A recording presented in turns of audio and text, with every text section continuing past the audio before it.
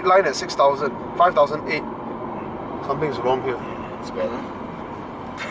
Dude, is it a diesel? No, it's not. It's not. Oh, It's not. Mazda diesel, I think rev higher than this, isn't it? Yeah, I think so.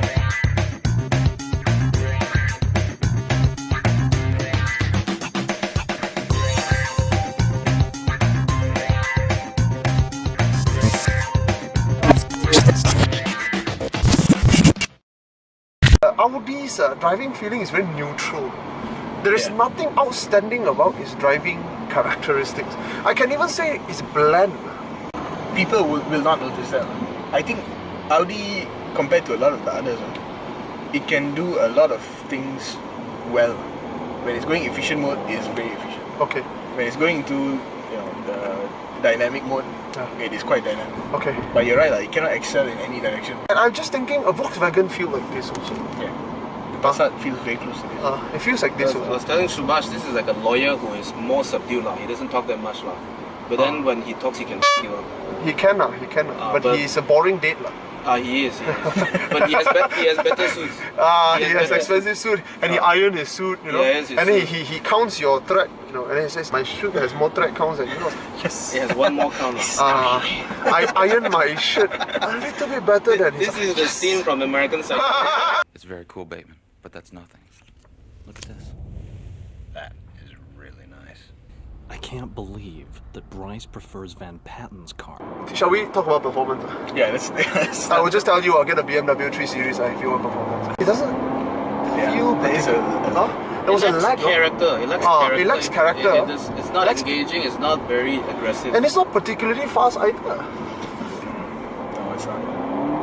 You see that? No? What the hell? There was a giant lag before the gearbox is okay. It's going fast, and then they drop the gear. But when we talk about performance under performance section, we're talking about how the car performs. Oh, okay. On paper, objectively speaking, this car ticks all the boxes. It beats all the other. It beats all the other. He has more torque, horsepower a bit more than the 3 Series. So naturally, you would think that translates into better performance. Right. On top of that, this has DSG. Again, all of this should add up to a car that is significantly faster, but it doesn't feel like so, isn't it? Yeah, it doesn't. And I have to check with you whether it's a diesel. because it only has up to 5.8. I mean, what the heck, man? 5.8. That's pretty. Something wrong? Patrick? You're sweating. But in defense of this one, it does comfort a lot better than at least a Mercedes. Is it? Yeah, it does. If let's say I put it to comfort. Okay, let's go into comfort.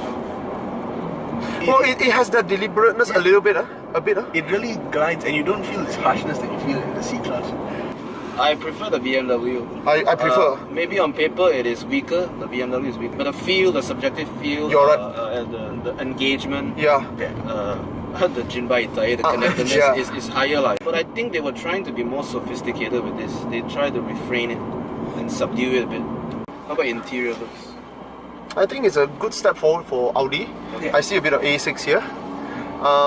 But it's still, the only problem is it's not an occasion. It doesn't make you feel special. It feels like they are no longer trying. Not as hard. Yeah, they are no longer trying. A lot of people say that this looks on the inside, it's more stylistic, like we. a little bit more, huh? Yeah.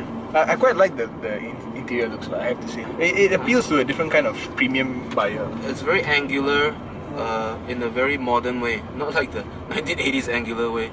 The interior, I don't really like it, to be honest. It felt very moody.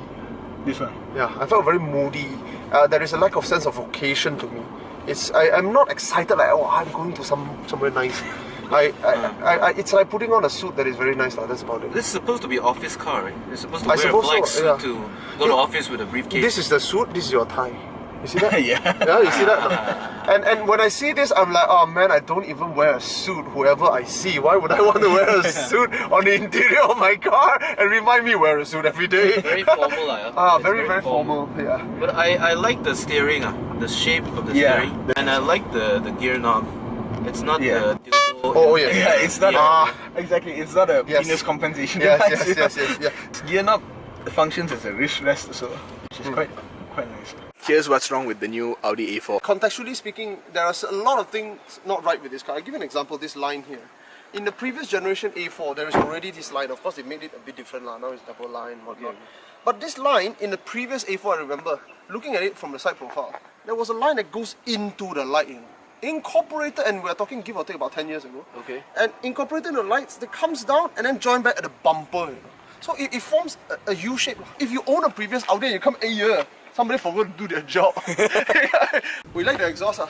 Yeah. Two sides is always better than one side. BMW, you hear that? And at least it's real. Okay. Yeah. The tips. All you need to do is a simple thing like this. Jaguar, you hear that or not? Jaguar. Horrible exhaust tip. No frills. It's as simple as that. BMW and Jaguar, you need to learn this. And Mercedes, oh my goodness.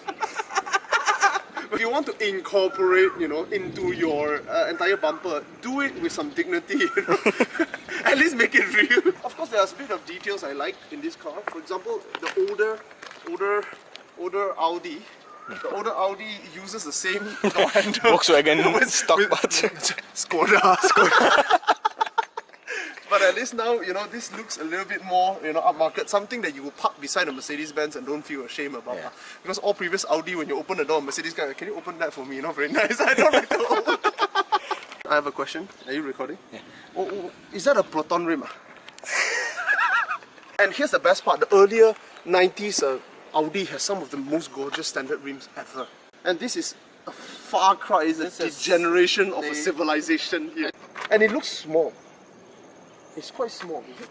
It's 17, like 17 inch. Yeah. 17. It looks small because other people 17 doesn't look so small. Yeah. It's called a single frame. What the Because it's integrated with the Audi logo. What? And then they integrate the single frame thing on this logo also. It's got the same kind of What the hell? This is just a logo. What single frame are you talking about? Put it back on the key. Okay. It's You mean it's one piece? Dude, is it's it? just one piece. Yeah. What's with the one piece? we have to stop buying into all this marketing. You cut costs in your production and you call it a feature. It's a premium feature. It's marketing level. I like the lights lah. It looks very devilish, very evil. A step ahead from the previous gen lah. Yeah. But I like the previous gen because I think it was like the pinnacle. It was, yeah, I like the previous gen pre-facelift. Oh, you like pre-facelift? I like the pre-facelift. Yes. Previous gen pre-facelift because the lights is smaller at the back and bigger at the front. Yes. That was the most, I mean, in its time, that was the most In the proportionate lah. compact It was- executive, that was the best looking car That was Audi at its peak. at its most comfortable design. That's how it should be. Everything else after that is like 350Z and 370Z. We need to make some changes. I don't know what to do. I'm sure it's a feature in your brochure. They say now your light has an extra angle. So yeah, we just came in from a walk around. How do you feel about the car? The progress is not on the exterior design. The progress is on the interior. It looks like a current generation Audi. Maybe in the previous generation. I think if you treat this like a wardrobe, this would be the black suit lah. Yeah, to buy lah, the standard black suit from a good tailor. Yeah. I guess it would fit into a certain function lah. For example, if you're in Germany, you want to drive it to meetings and drive it to work in a formal attire, then it would fulfill that space lah. For me, I think there's a, like how you said, there is a place for this car. It's not Malaysia, it's probably but it's mostly because of the positioning. They put the price at that point where they cannot go any lower because they don't do CKD and all that. Yeah. And then their sister company Volkswagen bringing in the Passat B8 with more features than this. Make you question why would you get an A4 instead of Passat? Get an A4 instead of a Passat, and instead of the competitor. One answer, brand prestige. But you see, therein lies the problem because Audi has the most boring appeal out of the three. And Passat, Volkswagen is the most boring car in the world. So you are choosing between boring and boring, Yeah. So many things in here are basically the B8, but a little bit more stylistic, a little bit more Audi prestige, whatever. And a lot more expensive. And a lot more expensive, $40,000 more expensive. Yeah. Why should you be paying for this? It's true. Is it more spacious than a Passat? It's the same. Signing out. Great car. If you're boring, you can buy this. Bye. Oh, Audi's gonna hate me. My last test car ever.